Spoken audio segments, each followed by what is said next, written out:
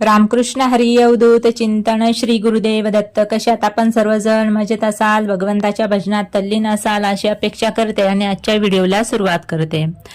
अगदी थोड्याच दिवसामध्ये उत्तम असणारा, पवित्र असणारा श्रावण मास सुरू होत आहे आणि या श्रावण मासामध्ये अधिक पुण्य आपल्या पदरात पडावे यासाठी आपण वेगवेगळ्या पद्धतीच्या उपासना करणार आहोत आणि आजपर्यंत करत आलोत. याही वर्षी वेगवेगळ्या पद्धतीच्या सेवा प्रत्येक जण करणार आहे. पारायण असतील किंवा स्तोत्र मंत्र पठण असेल किंवा काही संकल्प करून जे काही आपलं इच्छित मनोरथ आहे ते पूर्ण करून घेण्यासाठी अनेक जण प्रयत्न करणार आहेत. आणि या श्रावण महिन्यामध्ये जे काही आपण पुण्य करू ते दुप्पट आपल्या पदरामध्ये पडतं. म्हणून उत्तम असणारा या श्रावण महिन्यामध्ये अनेक प्रकारच्या सेवा साधना आपण सर्वच जण करणार आहोत. तर ज्यांना अजिबात वेळ नाही, जे वर्किंग आहेत किंवा ज्यांचा व्यवसाय आहे, कुठल्याही प्रकारचा वेळ ज्यांच्याकडे नाही, मग या श्रावण महिन्यामध्ये त्यांनी कुठल्याही प्रकारची उपासना करायची नाही का, अशा प्रश्न निर्माण होतो. तर ज्यांच्याकडे वेळ नाही त्यांच्यासाठी अतिशय सोपी सेवा, याला सेवा सुद्धा म्हणता येणार नाही, पण अतिशय सोपी आणि सुलभ असणारी सेवा आपल्याला करायची आहे. तर सेवा म्हणजेच काय, तर एक प्रकारचं शारीरिक तप आपण याला म्हणू शकतो.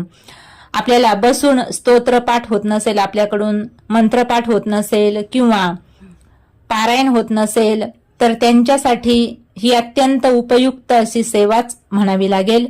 तर काय सेवा आहे जाणून घेऊया. कुठल्याही प्रकारची आपल्याला मंत्रपठण करायचे नाही, स्तोत्रपाठ करायचा नाही किंवा पारायणही करायचं नाही. मग काय करायचं, तर दिवसातून जो तुमच्याकडे वेळ शिल्लक आहे किंवा सकाळी असेल, दुपारी असेल, जेव्हा तुमच्याकडे वेळ असेल, पण किती वेळ हवा आहे, तर 1.5 तास वेळ तुम्हाला लागणार आहे. तर या 1.5 तासामध्ये आपण काय करायचंय, तर कुठल्याच प्रकारची सेवा करायची नाही, साधना करायची नाही, काहीच नाही करायचं. फक्त तुम्हाला एका जागेवरती या 1.5 तासामध्ये बसायचं आहे.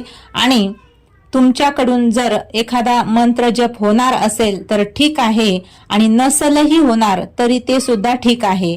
पण 1.5 तासामध्ये तुम्ही कुणालाही बोलायचं नाही. म्हणजेच दिवसातून 1.5 तास संपूर्ण श्रावण महिनाभर तुम्हाला मौन धारण करायचं आहे. आता 1.5 तास म्हणजे खूप काही वेळ आहे असं नाही, अतिशय अल्प वेळाची ही साधना आहे. तुमच्याकडे जर काम असेल तर तुम्ही कामही करू शकता, फक्त कुणालाही 1.5 तास बोलायचं नाही. मग आता हा 1.5 तास कुठला असेल, तर तुम्हाला जेव्हा वेळ भेटेल तेव्हा तुम्ही ही सेवा करू शकता. किंवा आता घरामध्ये कुणीच नाही, मग 1.5 तास काय, आपण 4 तासही शांत बसू शकतो. कारण एकटा असणारा व्यक्ती शांत बसतो, पण तरीही टीव्ही बघणं असेल, मोबाईलवर काही चित्र पाहणं असेल किंवा गेम खेळणं असेल किंवा व्हॉट्सअप, फेसबुक या गोष्टी वापरणं असेल, तर हे सुद्धा आपल्याला करायचं नाही. मोबाईल असेल, टीव्ही असेल, यापासून 1.5 तास आपल्याला वेळच काढून बसायचं आहे. किंवा आपण काम केलं तरी सुद्धा चालतं, फक्त आपल्याला 1.5 तास कुणाशीही, कुणाचा फोन आल्यानंतर त्यांना बोलायचंही नाही, काहीच कुठल्याही प्रकारचं बोलणं या वेळेत चालणार नाही. म्हणजेच फक्त दिवसातून 1.5 तास तुम्हाला मौन धरायचं आहे. तर वेळ तुमच्या सवडीप्रमाणे तुम्ही ठरू शकता. तुम्हाला वेळ असेल तेव्हा 1.5 तास फक्त आपल्याला मौन धारण करायचं आहे. एवढीच सेवा आहे. आता हिला सेवा म्हणता येणार नाही, कारण तुम्हाला जर या वेळेमध्ये नामस्मरण जर करता येत असेल तर ठीक आहे, पण कमीत कमी जगापासून अलिप्त असा 1.5 तास आपल्या जीवनामध्ये आपण जर काढला तर या 1.5 तासाने आपलं कल्याण होणार आहे. कसं, तर ते सुद्धा मी सांगते बघा.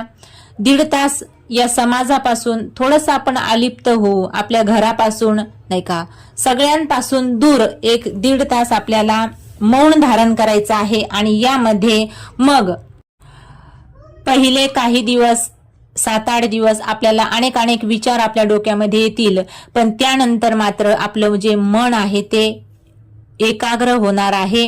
म्हणजेच काय, तर मनाची एकाग्रता आपण या दिवसामध्ये साधणार आहोत आणि ज्याचं मन एकाग्र झालं ती व्यक्ती जास्तीत जास्त मोठ्या प्रमाणात भजन असो किंवा नामस्मरण असो किंवा कुठलीही जी सेवा असो ती अगदी एकाग्रपणे तिच्याकडून घडते आणि एकाग्रतेमध्ये झालेली जी सेवा आहे ती भगवंतापर्यंत जाऊन पोहोचते.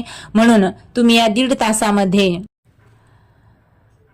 फक्त मौन धारण करायचं आहे.